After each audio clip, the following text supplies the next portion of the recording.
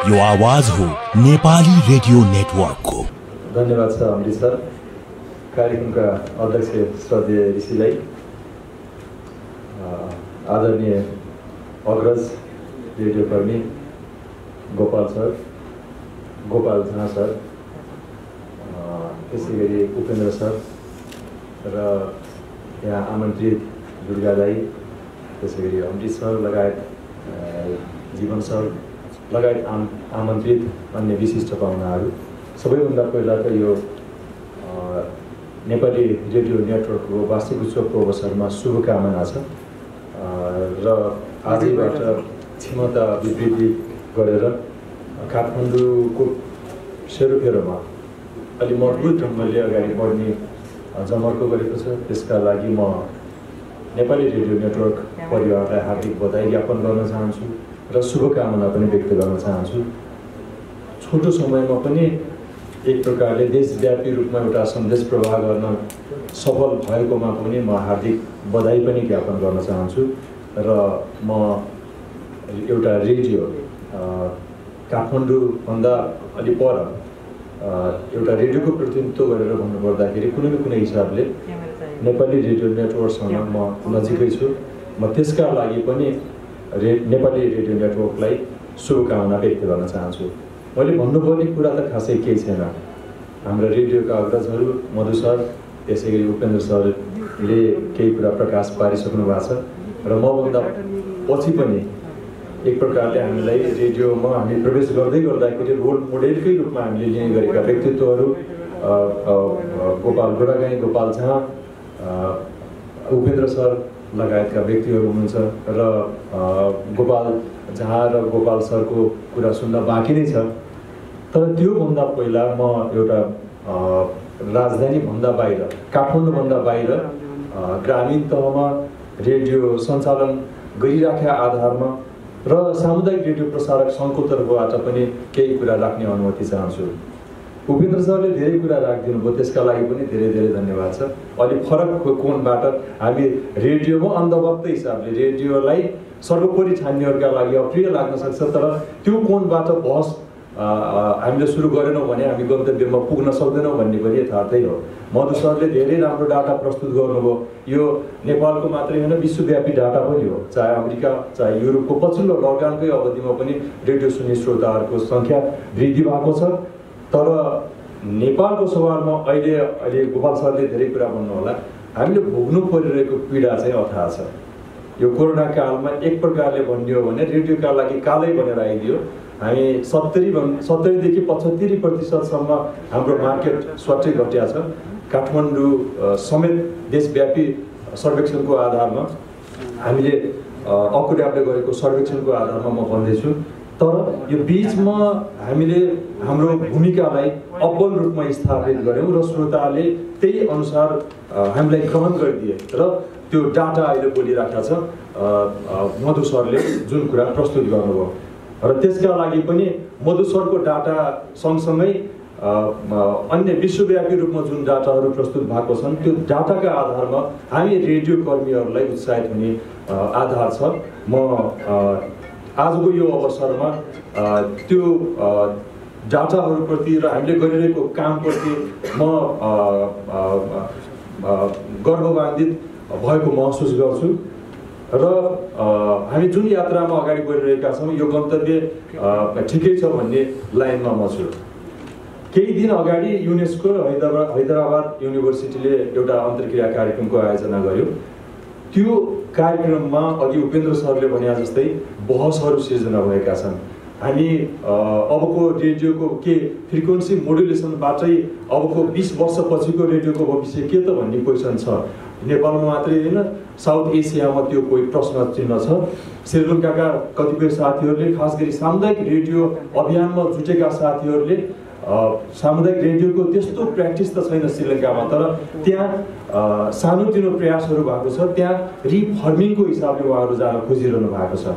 भनेपछि मैले जोड्न खोजेको कुरा के हो भने उपेन्द्र सरले जसरी अघि व्यक्त गर्नुभयो त्यो कोणबाट चाहे प्रविधिको होस् चाहे नीतिगत सवालको कुरा होस् विभिन्न कुराहरूलाई अब फरक ढङ्गले सोचेर नयाँ ढङ्गले अगाडि बढ्नुपर्छ भन्ने कुरामा हामी एकमत हुन सक्छौँ जस्तो लाग्छ र म हार्दिक आभार पनि व्यक्त गर्न चाहन्छु। एक प्रकारले रोल मोडेल व्यक्ति मात्रै होइन संस्थागत रूपले पनि गोपाल सरले नेतृत्व गरिरहेको जुन उज्यालो नेसनल नेटवर्क छ त्यसले पछिल्लो अवस्थामा पछिल्लो जुन प्रविधिमा विकास आइरहेको छ त्यसलाई क्याच गर्ने प्रयास गरिरहेका छ र एक प्रकारले हामीलाई बाटो देखाउने प्रयास पनि गरिरहेका छ। त्यो एउटा प्रविधिगत रूपमा मैले त्यो भने र हामीलाई सामुदायिक रेडियो प्रसारक सङ्घको तर्फबाट भन्नुपर्दाखेरि हामीले यो कोरोना अवधिभरि हामीले समुदायप्रतिको हाम्रो दायित्व त हामीले निर्वाह गऱ्यौँ तर हाम्रो ठ्याक्कै स्रोत चाहे राज्यले जुन सरकारवाला निकायहरू हुन् तिनीहरूले हेर्नुपर्ने जुन तहरले हेर्नुपर्ने थियो जुन सामुदायिक रेडियोको सवालको कुरा गर्दाखेरि दूरदराजमा रहेका सामुदायिक रेडियोहरूलाई जुन भूमिकाको आधारमा सम्बोधन गर्नुपर्ने थियो त्यो सम्बोधन गरेन र पछिल्लो अवस्थामा त झन् डरलाग्दो रूपमा विभिन्न खाले केही दिन अगाडि मात्र गण्डकी प्रदेशले चाहिँ सञ्चार सम्बन्धी विधेयक प्रस्तुत गरेको छ।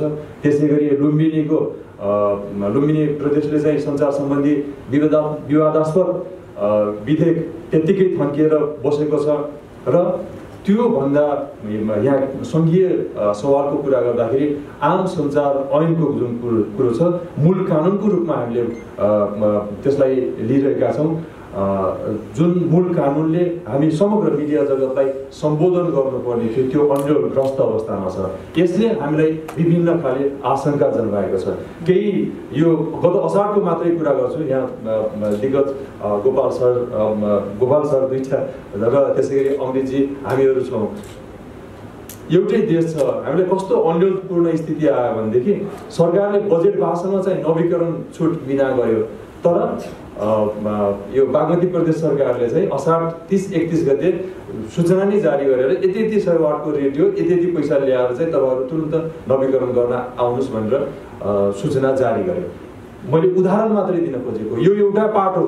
यो नीतिगत समस्याले यति भद्रगोलको अवस्था छ कि कुनै गरी साध्य छैन र मैले जोड्न खोजेको कुरा के छ भने आम सञ्चार ऐन त्यो चाँडोभन्दा चाँडो ल्याउनुपर्छ र त्यो ऐनले हामी समग्र मिडिया जगतलाई चाहे हामी पब्लिक रेडियोको कुरा गरौँ चाहे कमर्सियल रेडियोको कुरा गरौँ चाहे कम्युनिटी रेडियोको कुरा स्पष्ट व्याख्यासहित नीतिगत रूपमा हामीलाई बाँध्नुपर्छ। हामी त्यसका लागि तयार छौँ र त्यो सरकारवाला निकायसँगको वृहत छलफलका बीच आउनुपर्छ र त्यो मूल कानुनको आधारमा रहेर प्रदेश सरकार र स्थानीय सरकारहरूले त्यसैमा टेकेर नीतिगत रूपमा अगाडि बढाउनुपर्छ। यो हाम्रो माग छ। यो किन जरुरी छ भने यो अन्यलग्रस्त अवस्थामा केही समय अगाडि मन्त्रालयमा लाइसेन्स इजाजत प्राप्तिका लागि लुम्बिनी प्रदेशको एउटा रेडियो आयो। त्यो रेडियो अलरेडी 100 वाटको त त्यहाँको गाउँपालिकाले लाइसेन्स दियो र फ्रिक्वेन्सीको पनि लाइसेन्स दिइसक्यो र उसले क्षमता बढाउनुका लागि त यहाँ सङ्घमै आउनु पर्यो। सङ्घमा आउँदै गर्दाखेरि त्यहाँ चाहिँ फ्रिक्वेन्सी व्यवस्थापन शाखामा आइसकेपछि त्यहाँ चाहिँ एक प्रकारले एक हाँसो उठ्दो कुरा पनि भयो नैराश्यता पनि एक प्रकारले रेडियो सेक्टरमा जुन भद्रगोलको स्थिति छ त्यसलाई चित्रण गरेर त्यहाँका पदाधिकारीहरू फ्रिक्वेन्सी व्यवस्थापन शाखाका कर्मचारीहरू चिन्तित हुनुभयो र त्यो एक प्रकारले नोटिसकै रूपमा रहेको छ। भनेपछि एक प्रकारले आफ्नो अधिकार के हो संविधानले के भनेको छ त्यो भन्दा पर रहेर हामी भद्रगोलको हिसाबले रेडियो सञ्चालन गरिरहेका छौँ। पहिलो कुरा हामी नीतिमै अलमल लिएका छौँ। नीतिको सवालमा सरकारवाला निकायहरूले आजैदेखि बहस प्रारम्भ गर्नुपर्छ जस्तो लाग्छ। अनि अर्को कुरा प्रविधिगत हिसाबले पनि हामीले जोड्नुपर्छ जस्तो लाग्छ र यदि प्रविधिगत रूपमा पनि हामी बदलिँदो समयअनुसार त्यो समयलाई क्याच गर्न सक्यौँ भने रेडियोको त भविष्य रहेछ भन्ने कुरा त अमेरिका युरोपले प्रमाणित गरिसकेर आजैको डाटा मधु सरले प्रस्तुत गरेको डाटाले पनि बोलिसकेको छ। र अर्को कुरा हो कन्टेन्टको कुरा। कन्टेन्टको कुरा अघि मधु सरले भन्दै हुनुहुन्थ्यो यो सिलेक्टेड प्रोग्रामहरूको जुन कुरा छ जबसम्म हामी आम श्रोतालाई आवश्यकता अनुसारको रुचि अनुसारको लोकप्रिय र त्यो कन्टेन्ट उत्पादनका लागि जब मेहनत गर्दैनौँ हाम्रो कन्टेन्ट रेडियो कसले सुन्ने त आज जनता जान्न चाहन्छन् अथवा काया कैरन लगायतका साझा खबर लगायतका यी नेपाली खबरहरू एक प्रकारले स्थापित भएका छन् श्रोताहरूसँग। किन भएको छन् त? हामीले मेहनत गरेका छौँ, त्यही किसिमको त्यहाँ इफोर्ट खर्च भएको छ। त्यो हुनाले कन्टेन्टमा मेहनत गर्नु पर्यो र कन्टेन्टमा राम्रो कन्टेन्ट प्रस्तुतिका लागि त राम्रो जनशक्ति नै हो। जनशक्तिका लागि पनि एउटा क्षेत्र छ। प्रशिक्षणको कुराहरू राज्यले पनि त्यसलाई वास्ता गरेका छैन, बेवास्ता नै छ। र कतिपय हामीले गोपाल सरहरू अथवा बान होला, अपुर्या होला, हामीले आफ्नो तर्फबाट गरिरहेका छौँ, तर त्यो पर्याप्त भइदिएन। युनिभर्सिटीले पनि चासो दिनुपर्ने हो, लगायत पत्रकार महासङ्घ पनि सधैँ छ। सम्पूर्ण सरकारवाला निकायहरूले यी विभिन्न पाटोहरूमा व्यापक बहस सञ्चालन गर्दै एउटा गन्तव्यमा पुग्यौँ भनेदेखि पक्कै पनि रेडियोको भविष्य छ। र म फेरि पनि आजको यो दिनमा, खास गरी यो कोरोना कालमा 2 वर्षीय अवधिमा हामीले रेडियोको घनीभूत बहस पनि गर्न पाएको छैनौँ, जबकि यही समय हो हामीले रेडियोको सवालमा विभिन्न बहस गर्नुपर्ने अवस्था नै यही हो। किनभने एकातिर हामीले रेडियो लोकप्रिय छ, आम श्रोताले सुनिरहेका छन् पनि भनिरहेका छौँ, तर हाम्रो स्रोत सबै घटी पनि रहेको छ यही कोरोना कालमा। भनेपछि आजको समय भनेको यो रेडियोको बहस गर्ने समय पनि हो। र यो कम्तीमा यो वार्षिक उत्सवको अवसरमा रेडियोको कुरा गर्न पाइयो, त्यसका लागि ऋषि दाइ लगायत यो नेपाली रेडियो नेटवर्क परिवारलाई हार्दिक आभार। र म सँगसँगै कम्तीमा यो कतिपय अवस्थामा हामी रेडियोमा लाग्नेहरूका लागि यो अझ सामुदायिक रेडियो अभियानमा लाग्नेहरूका लागि कहिले चाहिँ अघि उपेन्द्र सरले भने जस्तै नैराश्यता खालको स्थिति पनि सिर्जना भएको हामीलाई महसुस हुन्छ। त्यो अवस्थामा जब यहाँ रोल मोडेलकै रूपमा हुनुहुन्छ गोपाल झा, पहिला कान्तिपुरको संस्थापक स्टेसन म्यानेजर हुनुहुन्छ, त्यसै गरी आदरणीय गोपाल सर, उहाँहरूले रेडियो अभियानमा जसरी डेडिकेटेड भएर यहाँ चाहिँ एउटा सन्देश देशैव्यापी रूपमा प्रभाव गर्नुहुन्छ, त्यसले एउटा हामीलाई उत्प्रेरणा दिन्छ, हौसला दिन्छ।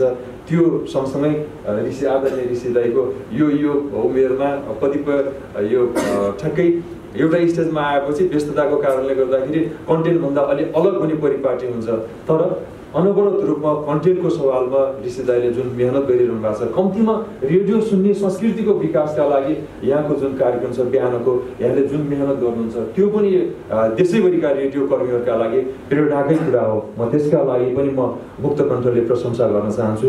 र फेरि पनि यो अवसरका लागि म नेपाली रेडियो नेटवर्क परिवारलाई हार्दिक आभार व्यक्त गर्दै वार्षिक उत्सवको यो अवसरमा शुभकामना व्यक्त गर्न चाहन्छु। धेरै धेरै धन्यवाद।